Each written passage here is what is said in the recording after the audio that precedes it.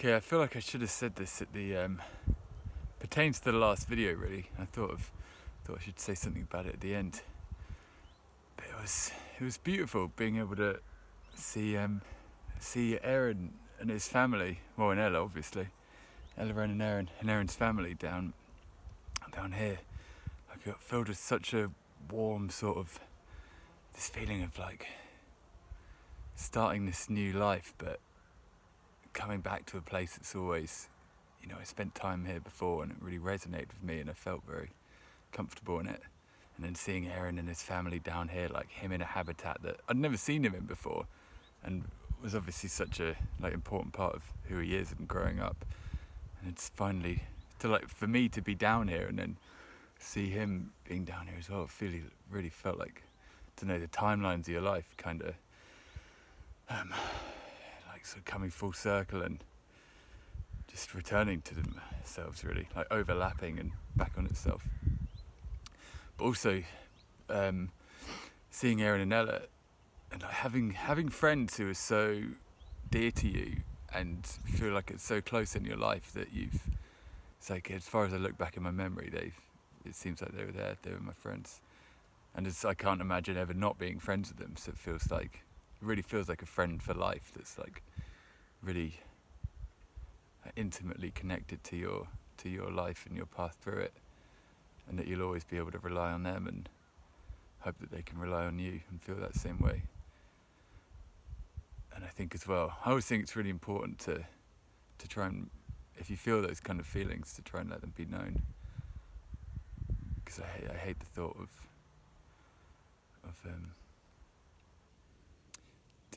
like that ending for whatever reason, or like you not seeing them so much and you never let them know how much they meant to you. I think it's really important for whatever reason, heaven forbid you come to the end of your life, you die for whatever reason. These things happen, we know they do. I think it's important to, like, in the same way that if you say, if you're grateful to someone, unless you say thank you, they'll never really know that or do it in some way. Like a thank you. Thanks is meaningless without the words. And I think the same with love, like unless you really let someone know you love them, it doesn't really, they won't know it. So I think it's important. Also, that made me think that making these videos gives me this warm sense that if I died for whatever reason, then it'd be nice for a little keepsake for people who knew me, for them to just have a little memento, just to see me as I was, which even though it's morbid, is also kind of nice, I hope. And in the spirit of that, I want you to know I love you, man. I feel a lot of warmth and love for you. I really appreciate having a friend who's been in my life more than any other friend, really, and is still there. I really treasure that. I appreciate it a lot. Oh yeah, and I wanted to say as well, I think that's why I'm putting this effort into these videos, because I want our lives to still be connected, and I wanted to show you how much you mean to me. It's funny coming up, just sat in this field here, and to one side is this, what seems like a symbol of the natural world, the natural God, something held up in the sky, and then the other side of the field. Let me line that up. Quite a sight to be just walking through a field and seeing. And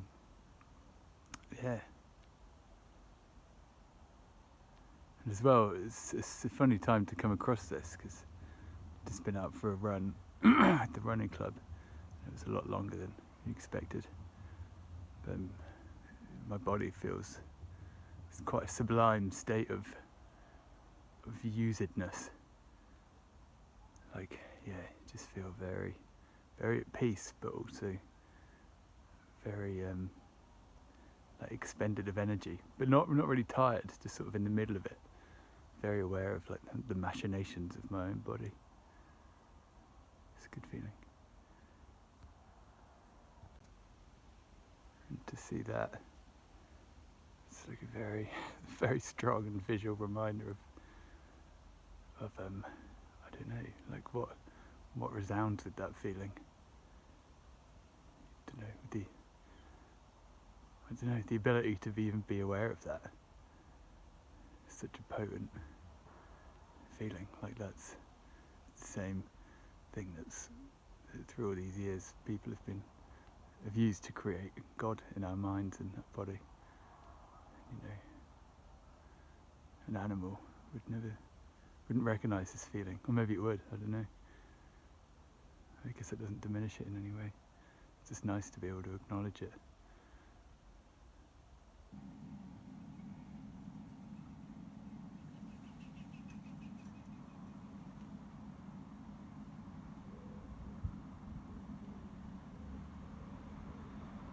Say hi to Tom. Meow. Meow, Tom. I wonder if this is what trees look like to birds. Just a couple of pop people hanging out on this bench.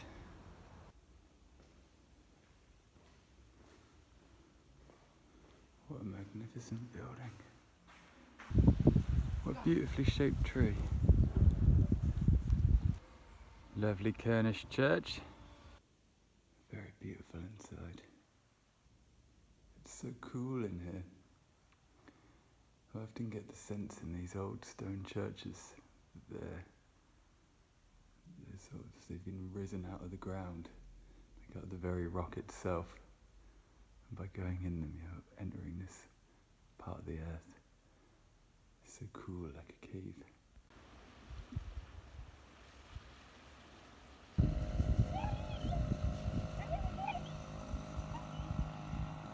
People don't understand, I said, because you're the ones you started with.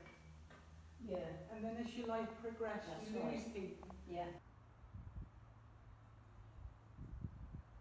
I just went in that church there, St. Gluvius in Penryn, and I just wanted to come and see this little chapel because there were two ladies in there, and then a priest came in who'd just been giving a service, a funeral service, and they started talking about this little chapel in the little graveyard just up the river a bit, only about half a mile or something, if that.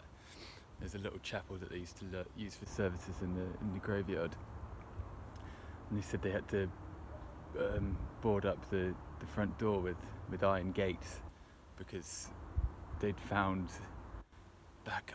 They said it was a few years back. They said it was like the 90s, but they kept finding remains of the leftover remains of people doing witchcraft in there, and they found like pentagrams and circles in the floor and like inscriptions written in what looked like blood.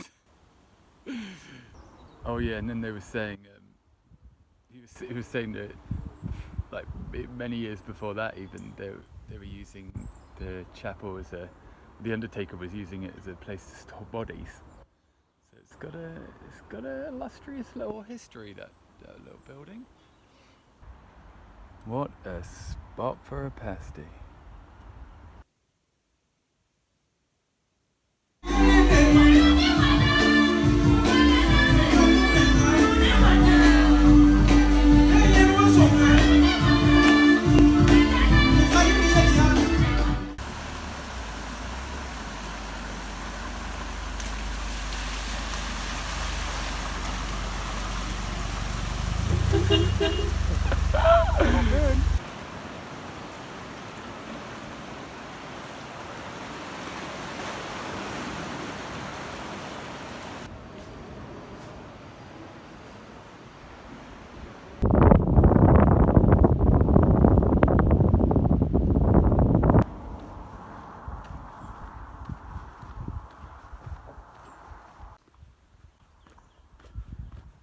Got a special treat for you this morning. I was trying to keep this as a surprise. And here we are, on my way to the Come to Good Quaker meeting. And what a beautiful name for a town to house a Quaker meeting, Come to Good. Maybe it was named after the meeting place, I don't know. Fuck, look at that. Oh, it's a beautiful morning, for God!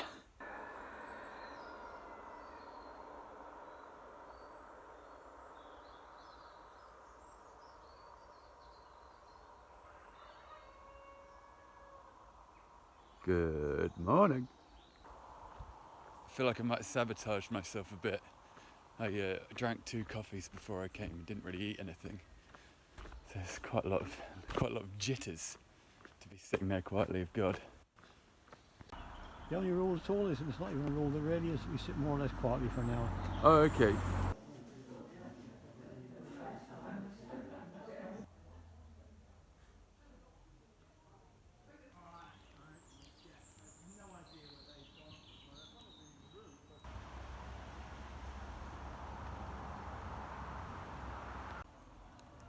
All these plums.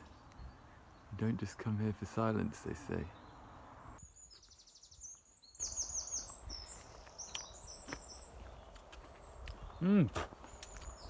Beautiful. Amazing. I just went to the Quaker meeting in Come to Good.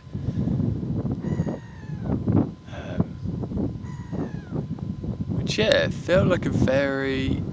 Man, I don't know, I feel like there was so much I was thinking in that hour about sort of, well, like you and the various things that had led me to be in that space. And because I think it's something that's been on my mind recently a lot, was this feeling of being really grateful to God or the power or whatever, for giving me the thing that I was like desperately scrabbling for before, and that's just kind of there. And I'm just like really happy that it's there, and just like feel this need to sort of acknowledge that with whatever gave it to me. And so I was just sitting there feeling that, and then the guy, it was a really silent hour, like really no one really talked, but then this guy stood up near the end and was talking about how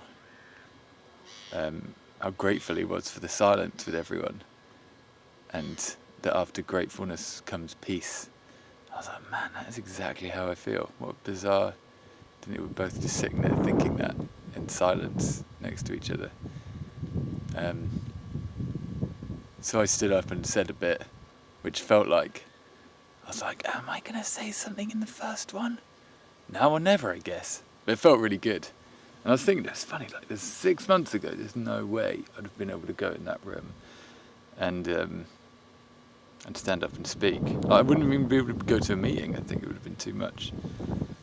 But no, I felt like all these things are kind of lined up, like coming to Cornwall, going there. And like it was, because I was saying it to another woman there, that being in the Anglican service, you get all the hymn stuff, and then it was really the moment of quietness and reflection. I was like, this is great. I like this. This is what I'm here for. I was like, well, yeah, Quaker meet is exactly that. That's like an hour of that. The whole service is that. So let's go. It's perfect, and it was really beautiful. I think the also, I mean, the surprise. I didn't want to tell you about it beforehand, but like the building is so beautiful. It's this 300-year-old meeting house that's been there for those 300 years. People have been meeting up in there, and everyone was talking about how like the walls and the beams and the thatched roof are imbued with these people's thoughts and ministerings that have been going on for 300 years. I just think that's, like, I love being in those old buildings and just feeling the connection. So to find a meeting of people who sit in silence in an old building, it's actually perfect for me. I can't believe I found it. Sit in silence in an old building and think about God Club. I'm there. I'm there for that. Yeah. I was just really thinking about how, grateful I am for everything. Really, it feels like this funny winding path of you getting into Quakerism, and then slowly, all these years later, I've kind of wandered around about the fact and slowly done it. And it's just beautiful. I love doing that so much. And then afterwards there were these plums on the plum tree outside, and everyone was gathering them and all eating plums. Eating big plums together. That was nice.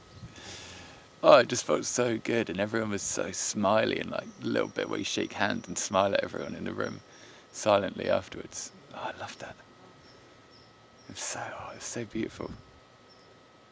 I mean, a part of me wants to say I can't believe I've never done it before, but I'm glad I didn't. Like being able to go to the first one that was that in this freaking old as anything meeting house. Like, it was so magical and special in there. Like, there was something, really felt like something was living in the air.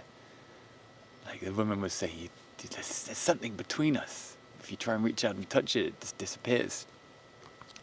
I was thinking, she really was right. Like, the air is thick with connection in there. Man, it's beautiful. I think I'm hooked.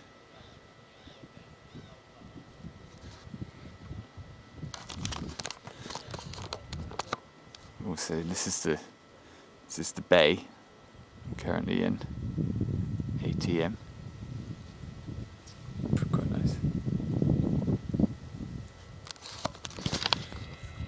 Oh yeah, and even the walk down to it was like walking down this wooded wooded road, like with trees all over the path, sunlight filtering through. And there's a bit in there where I'd sort of had a while of thinking with my eyes closed, opened my eyes, and there was some light coming in through the window, reflecting in this absolutely bizarre, beautiful little pattern. Like and I think leaves were flickering, so it was flickering there.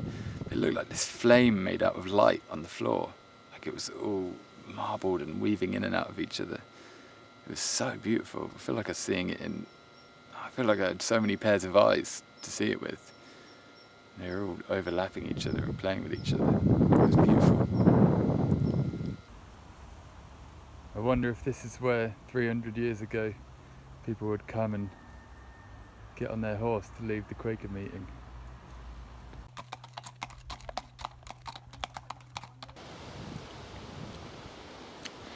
I wanted to say as well, it felt like a good sort of like converging of things when I went in there. I was talking to sort of one of the main women, one of the main elders about running. She was like, "Oh, running, how do you find it? Do you find it very meditative?" And I sort of realised then, I was like, it feels like when you're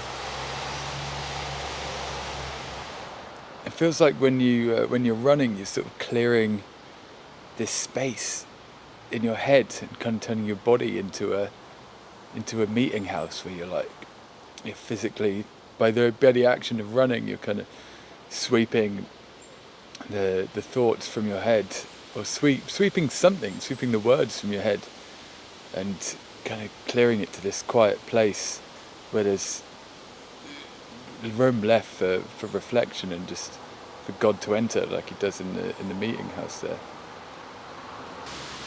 And yeah, and then I went on a run afterwards, and I was really thinking that you clear this hour for yourself where it's just like alone to reflect on you and whatever it is else that's out there, and whatever it is that's living in you, and let them all converge and sort of talk to each other and communicate with each other.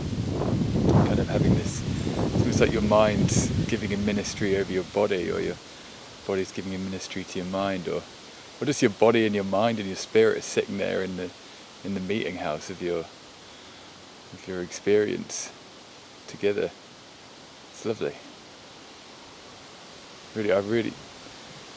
I just love running so much. It feels like such a convergence of all those things. Yeah.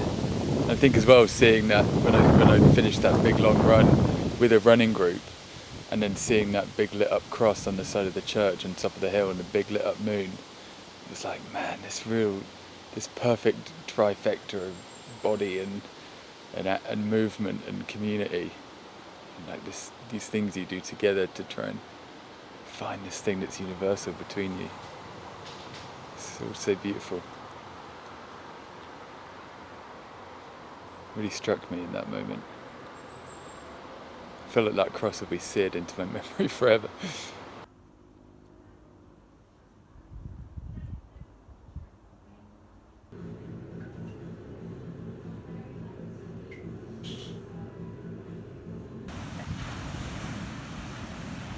Hey Stephen, I love you, man. Oh, That's really nice. Yeah. Cheers.